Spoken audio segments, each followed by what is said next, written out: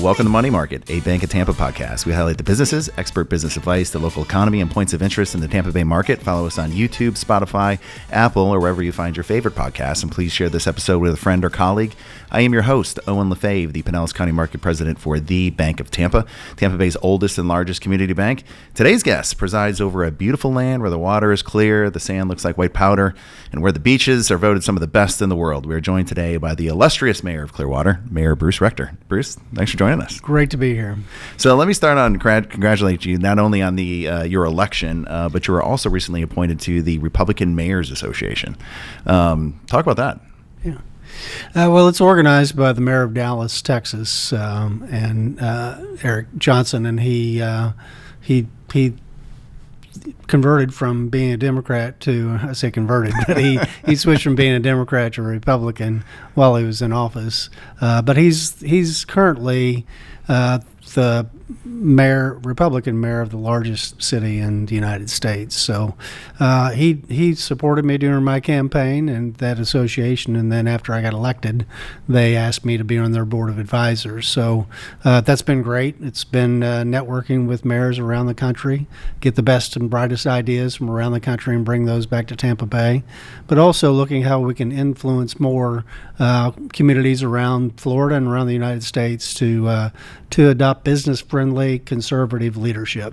Is that why you decided to run for office? Mm-hmm. It is. I felt like Clearwater needed executive leadership, and no one standing ready to run had that executive background or leadership background. So I stepped up because there was a void, and I feel it's really important that a city as the size of Clearwater has good business leadership experience and executive experience. No, I agree. I'm excited that you threw your hat in the ring, and again, congratulations. Mm-hmm. What platform did you run on? So when you were out kind of knocking on doors and having conversations, of course, you and I had met at the Clearwater Bar Association, which is a networking group for attorneys in the market.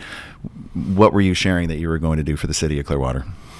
Well, we need to be fair to our taxpayers, and with inflation, many taxpayers and elderly taxpayers in particular in Clearwater are having a very difficult time. Yeah. So there are some spending issues. City Hall was a big issue, and some other things that I just felt we weren't being fair to the taxpayers in the way we were approaching them. So bringing a taxpayer-friendly approach to leadership in the city was one thing. Another thing, which I've been working very hard on so far, is being more proactive in getting Clearwater out into the region and out into the country, and letting business leaders know that we want them to come to Clearwater and invest in our community. We've got some challenges, and they're well known, publicized in Clearwater, been there for a long time, but we can't use that as an excuse to do what we can do with what we have. We have a beautiful city and really a blank landscape. So I campaigned on it, and I've been very active in the first 3 months in pushing Clearwater out into the community and making sure everyone knows we want investment and we want private partners to come in and help us make our city better. You've been very visible and you're sharing the story. So when you're out, maybe out of the state, and sharing the story of Clearwater, I guess two-part question. One, what is the story you share with everybody? And then what is the perception of people about Clearwater? Well, we have opportunity. Some would see, many would see it as a challenge, but we have a lot of opportunity. We have a lot of vacant property. We have a lot of property that's underutilized. It needs to be repurposed for a better purpose. So, and we've got, soon we're going to have a footprint right on the waterfront. The Pinellas County government's going to move their offices out from downtown Clearwater. Mm-hmm. That's going to leave a very large footprint for us to do something really dynamic. So it's presenting that opportunity. We're one of the largest cities in the state of Florida that's right on the large body of water, mm-hmm. either the Atlantic Ocean or the Gulf of Mexico. And so that's an attractiveness to quality of life for companies that might want to relocate here from, let's say, a state that doesn't have a business-friendly climate. So we want Clearwater to think more about opportunities and sharing what the opportunities are and kind of control the narrative a little better than what we've done in the past, and tell a positive story, because we have a very positive story to tell in Clearwater. We have a lot of opportunity. We are geographically situated in a unique place that would provide a great quality of life to employees or executives who might want to relocate here. No, it sure and have. So want to capture and really take advantage of some of the momentum that's already been started within the region and leverage all the great things that are in Clearwater. So I would imagine you just, not too long ago got back from the Republican National Convention, so you probably had an opportunity to share the story of Clearwater there. But how was that experience? Have you attended the RNC before? Did you go when it was in Tampa? First time I've ever been, and the security is amazing. People were a little concerned, but the assassination attempt was just prior. So, do you feel safe there? Well, I'd never been there before, and when I got there, you're about as safe as you could possibly be. You've never seen so many law enforcement officials in your entire life. I mean, there were police officers from Miami, from New York, Chicago, all over the country had been brought in. So the security was amazing. And within the perimeter, which our Florida delegation hotel was within the perimeter, it really became a small community, a small town full of very powerful political leaders, and then a lot of television celebrities, that report on the different news channels and all. So it was a unique environment in that you had access to folks you would have if you traveled to D.C. like you probably have and like I have. You go through staff to try to set up a 15-minute meeting with the congressman. Why? I had a 40-minute conversation with the chair of a House committee who is very influential over beach renourishment, which is important to our Pinellas County. And then, thank you. Then within 10 minutes, I had a conversation with the committee chair who handles the appropriations in the House for beach. Did we put the two of them together? But it was just that you're just casually walking up, and I'm certainly at this point not afraid to introduce myself to folks. But there was that networking nationally, but then the Florida delegation, tons of networking, talking about the future of the state of Florida and how Tampa Bay and Clearwater plays a role in that. So. For me, it was the first time, and I enjoyed all the speeches and being where everyone else wanted to be. But for me, the most valuable part of the experience was the networking, the chance I got to make face-to-face contact with people who can really help Clearwater and Tampa Bay move forward. And almost speed networking, right? You've got all those influential people in a room. You can kind of work the room and share the story of Clearwater and get their ear about maybe some of the funding needs, like beach renourishment, of course, is a big issue for tourism here. Speaking of speeches, did anyone stand out? Of course, President Trump, J.D. Vance. I know David Sachs, who's the former COO of PayPal, spoke, and I guess it was received as controversial. Hulk Hogan ripping off his shirt. What kind of Clearwater resident? So he that's right. He texted him right before we went on the stage to just tell him good luck, and then afterwards that he did a great job because he was really the talk of the convention. But I think the one that President Trump's granddaughter who spoke. That the way she humanized him is a way that I find, even as mayor of Clearwater, too often people forget that I'm a dad. I've got a 24-year-old son that lives with me, and the way that they were successful in humanizing him, that too often today with the political discourse we have now, people lose sight that I'm a regular citizen. I'm a regular person. I have those same family concerns, love for my family that they have. And I thought that was important because in today's environment, we too often forget that. And I'm glad you brought that up because I think social media has added to kind of just the fervor around it, and you're detached, and so people can say whatever they want without any real public ramification. How is that adjustment going from just being a citizen of Clearwater, and I know you've always been kind of actively involved since being here, but then being in the public eye and under scrutiny and people that you don't know, just again kind of dehumanizing you and detaching you from the husband and father that you are. What is that like? Well, I've fortunately had the experience of practicing law for 34 years. So you've been dehumanized already, and litigating a lot of those years. Bankers get a lot of that too, by the way. So. For me, it's not anything that I learned to not take yourself too seriously, not take other people too seriously, and particularly when they're upset and they're saying things where you really have to think, what's motivating them behind saying that.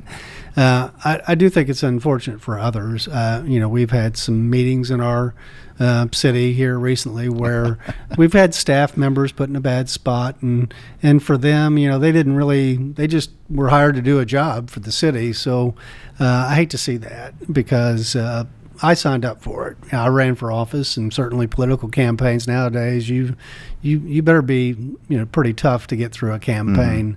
But these folks who are just doing a job because they're passionate about their profession and want to help the city, those are the ones that I think it's unfortunate they get dragged into it often. So I know City Council recently just changed the allowing people to speak in public because there was a few folks that were trying to monetize and cause a scene. How do you balance still trying to get the public engaged and have those conversations and truly citizens that are coming from a good place with those kind of people? And do you feel we came to a good solution? I mean, can we just leave phones outside of City Council?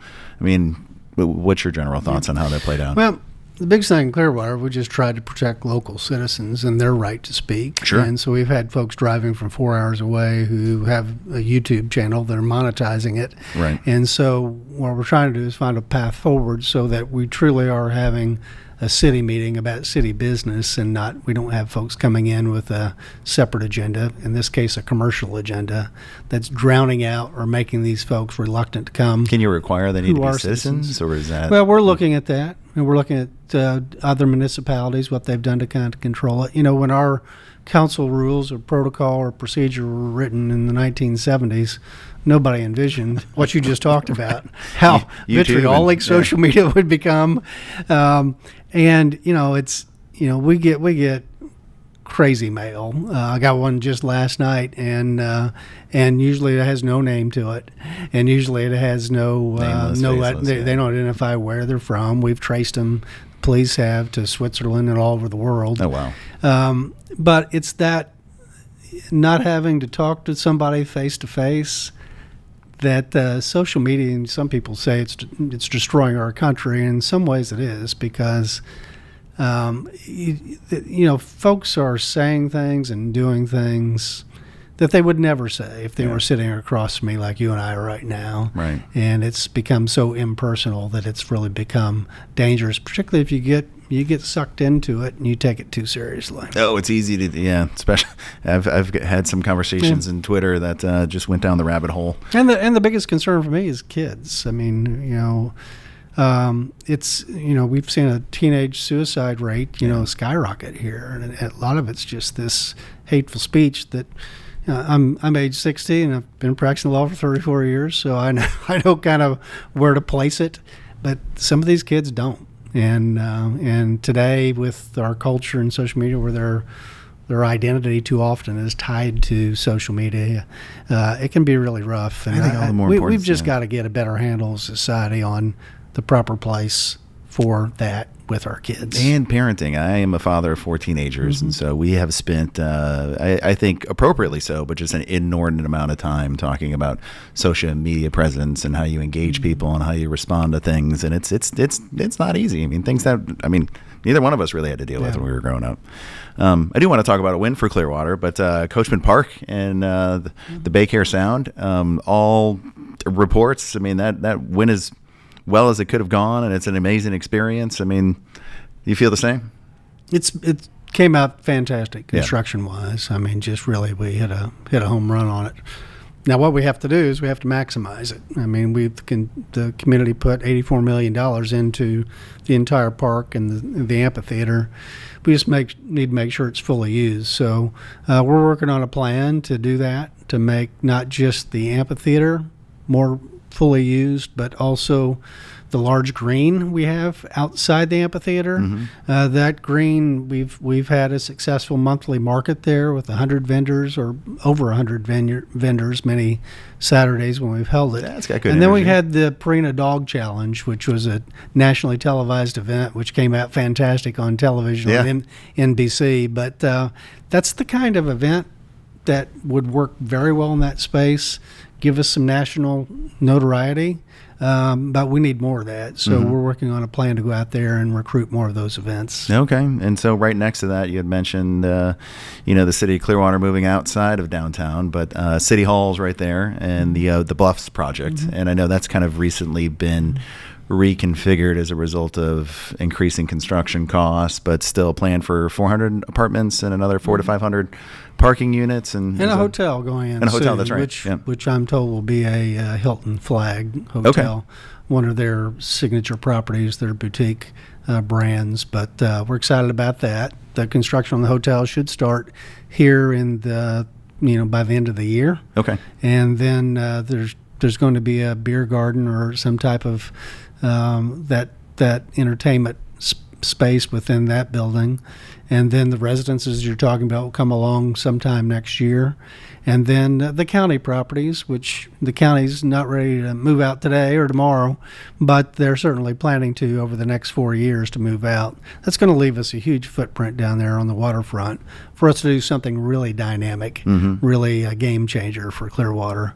So we're actively out there talking with people all over the country about coming in to do that kind of thing in Clearwater. And is it getting national attention? For sure. Okay, yeah. Good. Yeah. Good. I've got folks interested all over the country, and now doing things, and we all know the cost of money today is not is much higher than what it was, in addition to the cost of materials. So we're going to have to find somebody who has access to the kind of capital to do something dynamic there, and that may come from someone outside the state of Florida, may come somewhere up. I don't know if it comes from outside the United States, but it's got to be somebody that's got access to capital to do something as big as we want to do it. It's going to be a significant project, but I can, when you think of waterfront opportunities in the country, I mean, there's not many others that I would think are more attractive than that spot right there. Well, we're one of the largest cities in Florida that's directly on either the Atlantic Ocean or the Gulf of Mexico. So that quality of life that we bring by being, situated where we're at is dynamic. But I tell folks it's not, I see Clearwater as a blank canvas. That's a fantastic opportunity down there on the waterfront. How big is that? How big is the county site? Do you know? It's about 16 parcels. Okay. Yeah, all together, it's a huge footprint down there. The county properties. Yeah. And we look at how St. Petersburg revitalized their downtown and Tampa.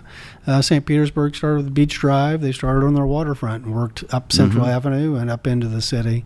In Tampa, they started on the Riverwalk and worked toward their downtown. So we think that's our opportunity, is to start there, and it will work its way up. But it's not just the waterfront. US 19 has got a lot of opportunity, and we're focused on working on that corridor as well. Well, let's pivot a little bit and let's talk about that corridor. So what is happening with US 19? Well, we've got a lot of opportunity around, particularly Drew Street and US 19. The Phillies have purchased some of that property adjacent to Baycare Ballpark. So and there's some underutilized space across the street from them on Drew Street, and just that whole intersection is well situated to get to and from Tampa, get up and down US 19 to St. Petersburg, attract folks from North County. So we feel like from that spot all the way up to Countryside Mall. Countryside Mall's been through some tough times, and there's some space up there that maybe could be repurposed for different things. But that whole stretch from really Drew Street all the way up to up to really Curlew. That's how far Clearwater goes, really has some great opportunity. So, we're looking at everything. We're looking at vacant lots, but we're also looking at businesses probably they're looking pretty tired and we're approaching each landowner and finding out what their plan is. And if we can connect them with someone who has an idea or something, if they welcome that, then we'll do that. But we're being very proactive in developing all of Clearwater and motivating, inspiring folks to develop their property for its best and highest use. Well, it would seem to me there's a lot of opportunity there on 19, certainly around the ballpark and Countryside Mall too. Even though it's vibrant. I mean, there's some underutilized space there. Speaking of vacant space, I have to talk about the elephant in the room because downtown is 50% vacant. There's a property owner or its members and corporations that are controlled by those members own over 200 parcels. I actually was just on the Pinellas Trail this weekend and running and ran by where the new city hall is going to be. And as you get kind of closer to Drew Street, and there's a bunch of vacant parcels that, with the new transit center going in at some point, would be great for affordable housing or attainable housing right there. How do you get a partner that's unwilling to engage, and how can we activate a lot of that vacant land downtown? Well, first we've been in open communication with them. I met with David Miscavige 2 or 3 weeks after I was sworn in. So, and we've got an open invitation to meet with them anytime that they want to talk about any issue or talk about how they're going to improve their properties and to make Clearwater thrive downtown. They're like any property owner. They're on their own timetable with their own purpose. So we'll see where we can get with that. But we're not waiting on them to do anything with the properties. We own 3 or 4 properties. There's the aquarium lot that sits next to the other waterfront properties.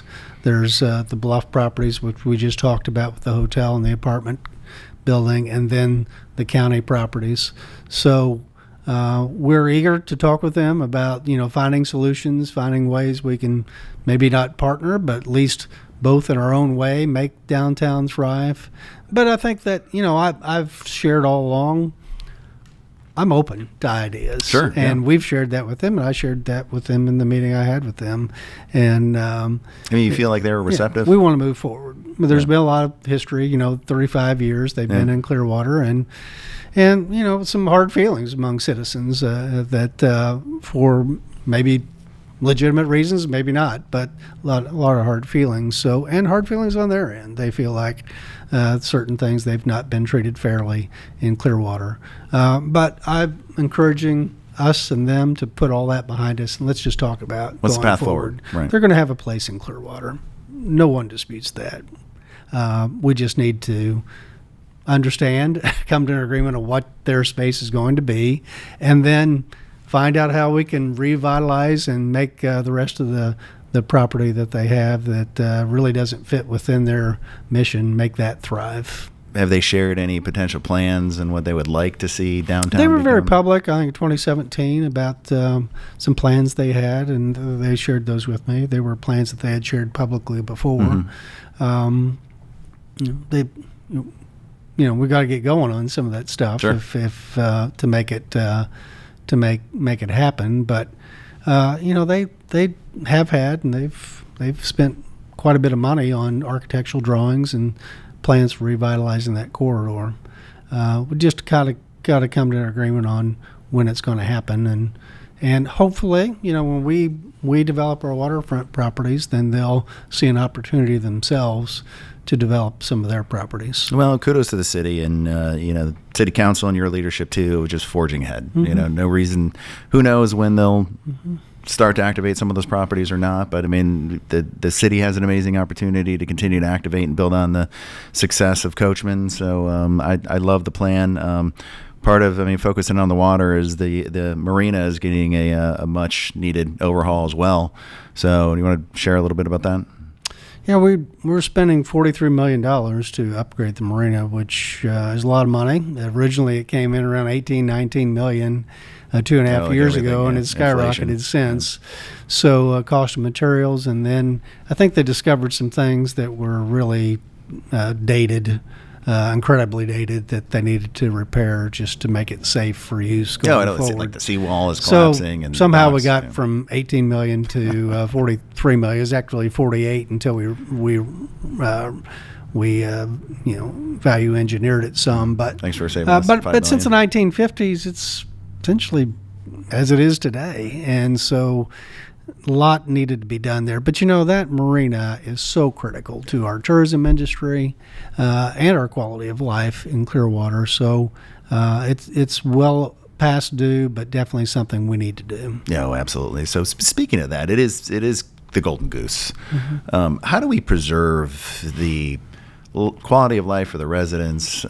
Just the experience that tourism has brought to the area and tourist experience here with public safety. I mean, I guess in a roundabout question, how do we not become Miami Beach? How do we preserve what we have and, not having to deal with all the issues that, Miami has had to deal with recently, which, by the way, if they want to come to Tampa Bay and Clearwater, I mean, we're more than welcome to have them. But how do you maintain that? Well, it's a great challenge. And I've only been on the Pinellas County TDC for 3 months now. But I've been very vocal about just that, the importance of maintaining our premier destination, that we can spend all the money in the world. We spend a lot of money every year on marketing the destination, but we got to make sure we're maintaining the destination, because if we don't have a premier destination to promote, then we're just wasting money on marketing. And it's taken the heavy tourism in the last 3 years has taken a heavy toll on all of our sidewalks, streets, our beaches. Setting records. 2023 and we're limited on how we Yeah. can use TDC money for doing that. The state in particular, I've made this point to some state legislators, we're benefiting the state of Florida by the way we bring in all this tourism. Well, number one state for tourism in the country. But we've got to get some help on fixing the roads, particularly east-west connections to get to and from the beach, because they've just been beaten up badly over the next few years. And then I think another challenge we have is we've had a lot of our housing inventory converted to short-term rentals, which is great for the tourism inventory. It's not great for providing housing for folks who need to work to make those tourism businesses successful. Yes. And we've got to address that, because between short-term rentals and commercial buyers coming into Tampa Bay, not just Clearwater, they're really continuing to shrink and diminish our housing inventory for full-time residents. Sure. And we've got to have an adequate stock of housing inventory for police, fire, teachers, and other professionals that make our businesses here go. No, the servers and bartenders and folks that people expect to get taken care of when they're visiting the area. And I get one of the examples that I've used probably a little too much, but Jackson Hole, there was a time where, of course, very desirable, and real estate property values are through the roof. And so all of the kind of ski instructors and service folks have been forced outside. They're living, 8 to 10 in a house, and there's restaurants and cafes and museums that don't open because they just don't have employees, because they can't afford to live there. And we can't let that happen to Clearwater. For sure. Yeah. And my experience, over the years has been infrastructure always lags behind development. We build shopping centers, build residential communities, and then we think about the streets after the fact, or schools, and I think a little bit on the housing, we're a little bit, we're behind the curve on providing, make sure we're maintaining that housing for our workforce, and that, it's just the rentals and have gotten so far ahead that we're catching up. And I just don't want to see us fall behind even further on that. So we're doing what we can. We don't have a lot of land to do it with, but we've done some affordable housing projects. We just broke ground on one in Clearwater here a month ago, and looking at other opportunities. But we just can't provide that kind of housing fast enough because of the way the other market's growing. No, and everything is so expensive, and most affordable housing, almost all affordable housing, can't be done with some sort of incentive. And the thing that concerns me is, if you look at the market, there are a ton of units that are coming online now, which I think will help with rent costs in the short term. But you'd mentioned financing costs, construction costs. Permitting's down 40%. There's nothing coming behind it. So even if we have a little bit of rent relief in the short term, we're going to be back to double-digit rent increases and forcing people out. So I appreciate your attention to that and the city's attention to it. Sports tourism has been a successful industry for Clearwater. Is there an opportunity to leverage that for the city? Absolutely. In Clearwater, we have an annual. The ESPN runs a preseason college softball tournament, and it's been wildly successful. We get I don't know how much national television coverage off that event. What folks don't know is that the real activity that takes place there at that complex is the other weekends. Almost every weekend it's used for a youth sports tournament. And what we've learned over the past 15 years or so is that that's a part of our economy that tends to flourish even in a recession. Folks will cut back on everything, but they're going to make sure Johnny or Sally who continues playing on their travel team because they dream of either a professional sports opportunity or the Olympics or a college sports. And it may not ever happen, but they're going to make that commitment to continue to spend that money. So we've got opportunities to upgrade our facilities in Clearwater to attract more national tournaments. And really for us in Clearwater, it's critically important because right now we are heavily dependent on leisure tourism. Sure. We don't have a convention center in Pinellas County to really draw big conventions like they do in Tampa and some other cities. And so giving us a balance, not just leisure tourism, but now youth and amateur sports tourism to make sure we're not totally dependent upon leisure tourism, that's critically important to our region. And getting people in and out of the region is important. So the St. Pete Clearwater Airport is also getting ready to undergo a big $100 million expansion. Is that correct? Absolutely. Right now, Tampa International provides about 85% of the air travel to Pinellas County as a whole, bulk of that to Clearwater Beach. But over the years, Allegiant has grown and grown and grown its activity at the St. Pete Clearwater Airport. So this expansion helps us more and more. It's a direct flight for many folks to come to Pinellas County and to Tampa Bay from 40-plus destinations around the country, and that has changed. I've been on those flights flying back and forth to Tennessee and other locations, and I'll talk with whoever it is that's visiting Tampa Bay, sometimes for the first time, and I'll say, well, have you planned this trip for a long time? And they'll say, no. We just got online last night sometimes and bought a ticket and decided we was going to spend 2 or 3 days here. So that's a part of the market that Allegiant and that airport has really helped us, particularly in Clearwater, increase. And so we're excited about that growth and that opportunity. Another thing that I've talked about with Tampa International, which is, and I hope to talk with St. Pete Clearwater Airport soon too, is this air taxi concept. Yes. That we are desperate for better ways to get east-west, and particularly to get from Tampa to our beaches and to get from St. Pete Clearwater Airport to our beaches. So we're looking at all kinds of roads and things, but that's always hard to do. You got to buy access to the shoulders and disrupt traffic. Traffic congestion you already have, you make it worse during the construction. But air taxis would allow us to provide a unique opportunity for transportation, and we could run those from both airports to Clearwater Beach. I love that idea, and you don't necessarily need a ton of infrastructure to make that happen. Where, I don't know how serious the conversation has really ever been, but the beach gondolas, which to me, I don't know if there has been a study, but just the infrastructure, the fact that, we do have winds from time to time. I mean, we are the lightning capital of the world. I don't know that it's the most viable option, but is there anything there worth exploring?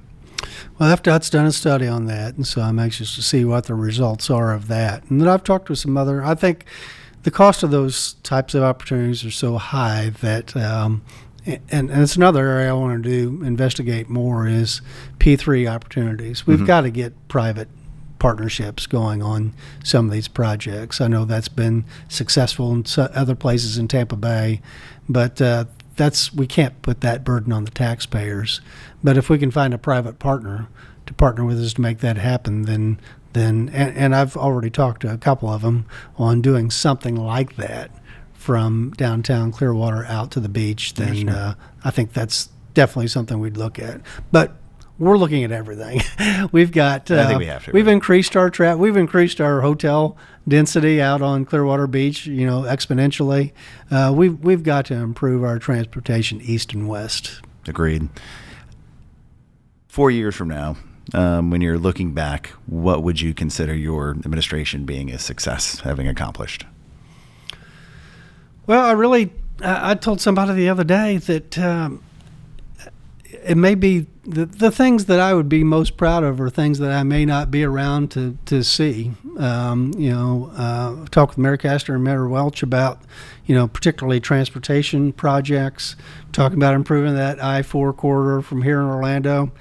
Those are typically 20-year projects. Sure. And I don't know if I'll be here when I'm 80 or not. But it's that kind of game-changing thing. I think the county properties on the water is something that I might see during my lifetime that I would be the most proud of.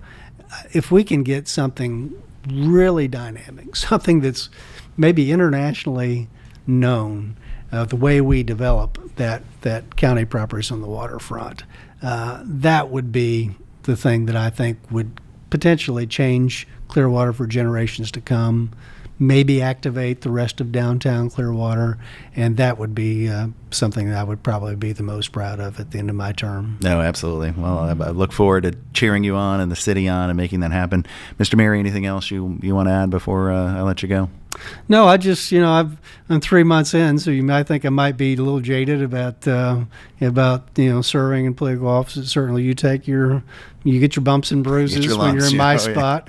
But I can tell you that I'm just more and more excited every day about the opportunities for Clearwater and for the region. I mean, we continue to be a growing region. We continue to be an attractive region for folks around the country. And I think a lot of great things lie ahead for not just Clearwater, but the Tampa Bay region, and I'm excited to be a part of it. Well, I'm excited to have you leading that charge. So, Mayor Bruce Rector, thank you for joining us on Money Market. Yeah.